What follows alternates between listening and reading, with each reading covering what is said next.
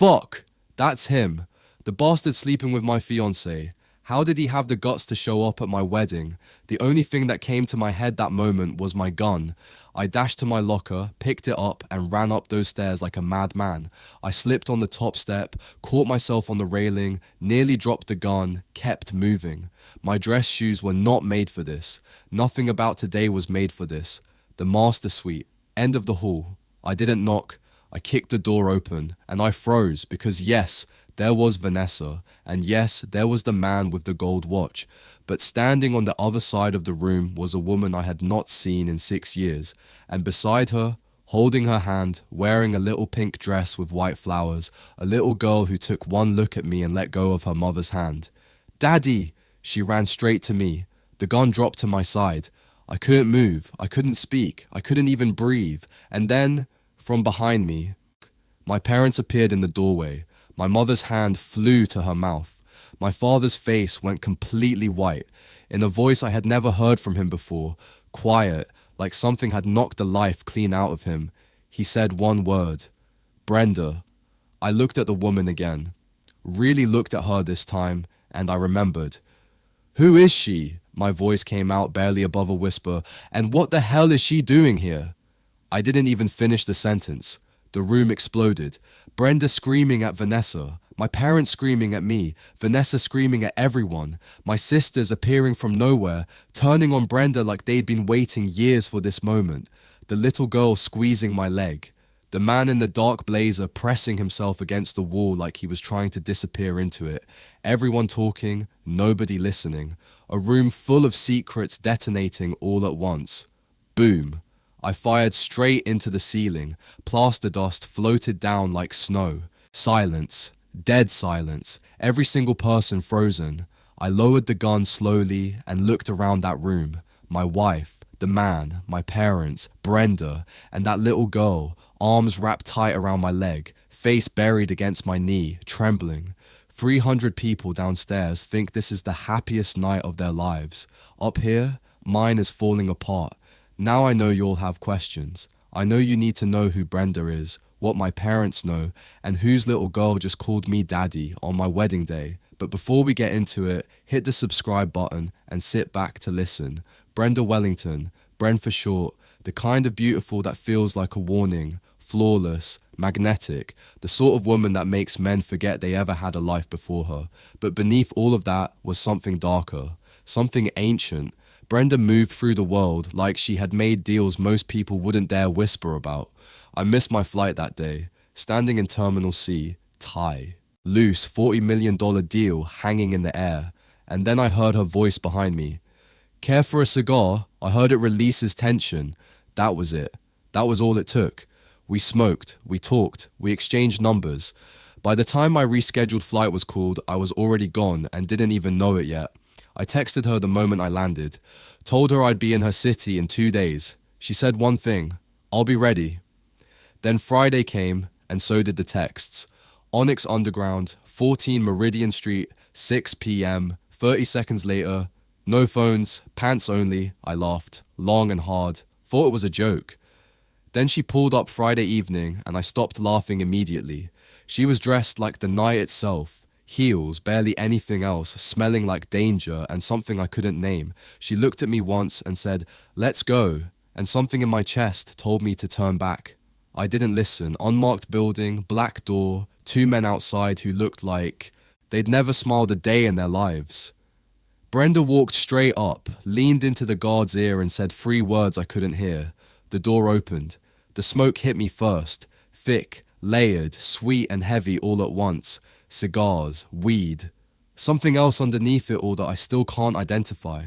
The ceiling was low, drenched in deep red light that made everything look like it was on fire and underwater at the same time. To my left, a massive wine bottle suspended from the ceiling, pouring endlessly into a shallow lit pool below. 4 women moved slowly inside it, skin glistening, completely unbothered, like they were part of a ritual rather than a performance. Straight ahead, 2 women locked in something between a fight and a seduction, moving against each other slow and deliberate, the crowd around them holding their breath, nobody making a sound. To the right, A row of the most powerful looking men I had ever seen. Silver hair, thick rings, eyes that had seen too much. They sat back with their cigars watching male strippers move through the space like gods on a stage, and not one of them flinched. This was not a club. This was a ceremony, and everyone in that room knew exactly what they were worshipping. I was so deep in everything I was seeing that I didn't even notice someone walk up beside me. Then a hand landed on my shoulder. Heavy, firm. "Hi Marcus, welcome to Onyx. We are pleased to have you here. Please, let me show you around." Strong voice, masculine, the kind of voice that belongs to a man who has never been told no in his life. He guided me slowly through the room, one hand never leaving my shoulder, pointing things out like a proud owner giving a private tour. I nodded, I responded, but my eyes were moving the entire time, scanning, searching. Where was Brenda? 5 minutes passed, maybe more. Then I saw her, on the floor, under that deep red light, dancing with another woman. Slow, deliberate, the dancing that makes a room disappear around you. And the moment her eyes found mine through that crowd, she smiled. That smile, she said something to the woman, broke away and walked straight toward me. No hesitation. She grabbed my hand and pulled me toward a door at the back of the room without a single word of explanation. I followed. Of course I followed. I really should have known better at that point. I know what you're thinking right now. Trust me. I know, but I'm telling you, something was wrong with me in that club. It was like my brain had been wrapped in something thick and heavy. I couldn't think straight. I couldn't think at all. It was like every rational part of me had just gone quiet. Anyway, that's the last detail I remember from that night. 12 p.m. the following afternoon. I opened my eyes and immediately regretted it. The headache hit like a hammer, deep, pounding, relentless. Every part of my body felt like I had been wrung out and put back. Wrong. I was in a room I didn't recognize, and sitting right beside me, Brenda, wearing my shirt, legs crossed, looking completely at peace with the world while I felt like I was leaving it. She looked over at me and smiled. "Oh baby, you should rest your head. You had a blast last night." I ignored her. I reached for my phone. 15 missed calls. My father. 5 missed calls. My assistant. I sat up straight despite everything my body was telling me. I opened my email. The first line stopped my heart cold. "Marcus, due to your absence at this morning's board presentation, Delaney Group has been officially removed from the Henderson contract. The account, valued at $62 million, has been awarded to Morrison and Black, effective immediately. $62 million. Gone." I sat there staring at that screen, and for the first time since I walked into Onyx the night before, my head was completely clear, and I realized exactly where I was and exactly what I had done. He flew out of that bed like it was on fire. "Get me on the next flight out. Wherever my father is, I don't care what it costs." My assistant was already moving before I finished the sentence. Brenda stood there watching me pace the room, back and forth, her face somewhere between confused and worried. She had never seen this version of me. Honestly, I had never needed this version of me until Onyx Underground swallowed an entire night and spat out a $62 million loss with it. Then she disappeared for a moment and came back with a lit cigar extended in my direction. I looked at it, took it. At that point, I genuinely could not argue. We sat there in silence for a few minutes, smoke curling toward the ceiling, and somewhere in between the pacing and the panic, I told her everything. The Henderson contract, the board presentation, the missed calls from my father, all of it. She listened without interrupting, which surprised me, and when I was done, she looked at me with something I hadn't expected from her. Remorse, real remorse. "Let me come with you." "Brenda, Marcus, let me come." I told her no. She didn't move. I told her again. She still didn't move, just stood there looking at me with those dark eyes until my itinerary came through on my phone and I realized I was running out of time and energy to fight her on it. I added her to the booking, and that, my friends, was the second mistake of my life. First the club, now this. My father's mansion sat on about 4 acres outside of Atlanta, the kind of property that announces itself before you even reach the gate. We pulled up and my parents were already outside, my mother moving toward me with that look she reserves for when she is relieved and furious at the same time. I was still in the middle of greetings, still trying to find the right words to begin explaining myself to my father, when I heard Brenda's voice cut clear across the entrance, warm, confident, completely at home. "Hi everyone, I'm Brenda, Marcus's girlfriend." I turned around slowly. My siblings were already smiling. My mother's eyebrows were raised in the best possible way. My father looked from her to me with an expression that said he was willing to forgive quite a lot if this woman was part of my life. Brenda caught my eye and held it, that small smile sitting perfectly on her face. I opened my mouth, closed it. That, my friends, was the third mistake of my life. Now I know what you're thinking. How? Why? What kind of man proposes to a woman like that? And honestly, I wish I had a better answer for you, but Brenda isn't just good at capturing you physically. She is a completely different kind of dangerous when it's just the two of you behind closed doors. You only need to be with her once, just once, and I promise you, you would sell everything you have ever worked for just to have her again. That's not love. I know that now. But back then, I couldn't tell the difference. So the wedding preparations began, slowly at first, then picking up pace. Business was running well. Life looked good from the outside. And for a moment, just a moment, I actually believed we were going to be fine.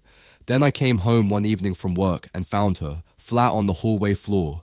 My heart stopped. I dropped everything and rushed to her, already reaching for my phone to dial emergency. And then I saw it. A small dispensing nylon bag curled inside her fingers, a fine powdered residue still clinging to the inside. I put the phone down. I carried her to the shower, held her under the water, fully clothed, until her eyes started to find their way back. Then I carried her to the room, laid her down carefully, pulled the blanket over her, and kissed her forehead. I told myself it was a one-time thing. It was not a one-time thing.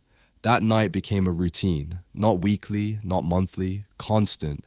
I would come home, and she would be somewhere between this world and another one.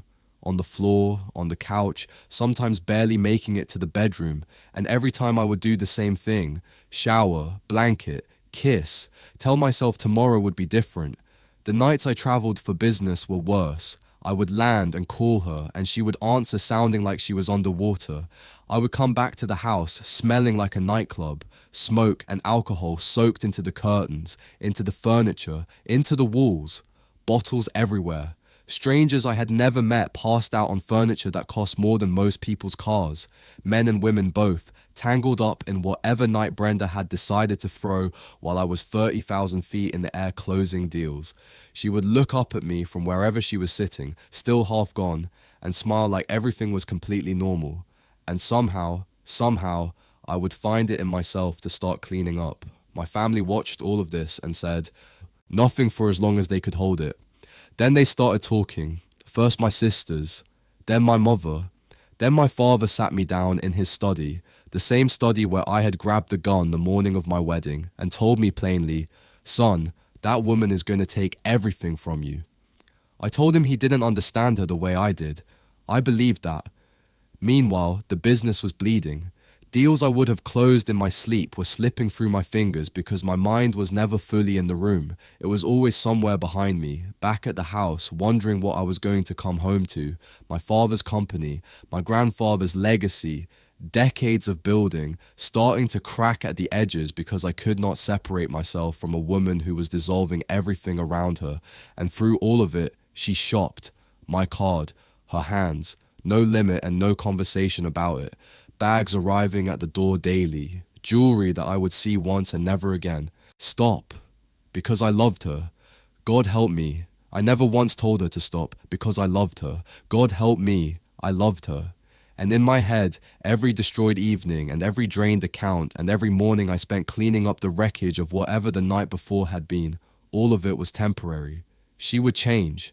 I just needed to be patient enough to be there when she did. Then she crashed the car. I had bought it for her 3 weeks before, a wedding gift early, because she had seen it, and her eyes had done that thing they did, and I could not say no to that. A car worth more than most people's homes. gone, wrapped around a barrier on the highway at 2 a.m. because she had gotten behind the wheel after a night I wasn't even there to witness. I came home the next morning and walked straight upstairs, opened the closet, started packing. She appeared in the doorway, and the moment she saw what I was doing, the crying started. Deep, breaking, the kind of crying that under any other circumstance would have had me dropping everything to hold her. But I kept folding, kept placing things into the bag. Rehab, I said. That is the only conversation I am having today. Rehab, or there is no wedding. She cried harder, begged, told me I didn't understand, told me she was fine, told me she just needed me to be patient a little longer. I zipped the bag and held it out to her. Choose. The room went quiet, and then slowly, she nodded. We got all the way to the front door, bags in hand. I actually thought we were doing it. I actually felt something lift off my chest for the first time in months. Then she stopped. My necklace. Her hand went to her collarbone. Marcus, my mother's necklace. I left it inside. I told her to be quick. She went back through the door. I stood on that step for 5 minutes, then 10, then... I walked back inside and went through every room in that house calling her name. Brenda was gone. The necklace was still on the dresser. What exactly was I supposed to say? Actually, she's not my girlfriend. She's just the woman who took me to an underground occult club, lost me $62 million, and then refused to stay home. I looked at my family looking at her, and I said nothing. I smiled and said nothing. Because if I was being completely honest with myself, I was never going to let Brenda Wellington go anyway. She was too much of everything. Too beautiful, too dangerous, too consuming. I had already made peace with that somewhere between Terminal C and Onyx Underground, so from that day forward, she was my girlfriend. And my family loved her, every single one of them. She moved through that mansion like she had always belonged in it, charming my mother, making my father laugh, winning over my sisters before dinner was even served. By the end of that first evening, she wasn't a guest anymore. She was family. I should have paid more attention to how easy that was for her. I didn't. A few months later, I got down on one knee, and Brenda Wellington said yes, and that was the last time I saw Brenda Wellington. Until my wedding morning. Now I can see you putting the pieces together. I can already hear the questions forming in your head. Why is she back after 6 years? Why is there a little girl no older than 5 years old running toward me calling me daddy? And who is this man? This man with the gold watch who my own private investigator had been tracking. The same man I caught sneaking upstairs with my wife on the day I was supposed to be the happiest man alive. It all connects, every single piece of it. But I need you to sit with that for now. Watch out for part 2, my friends.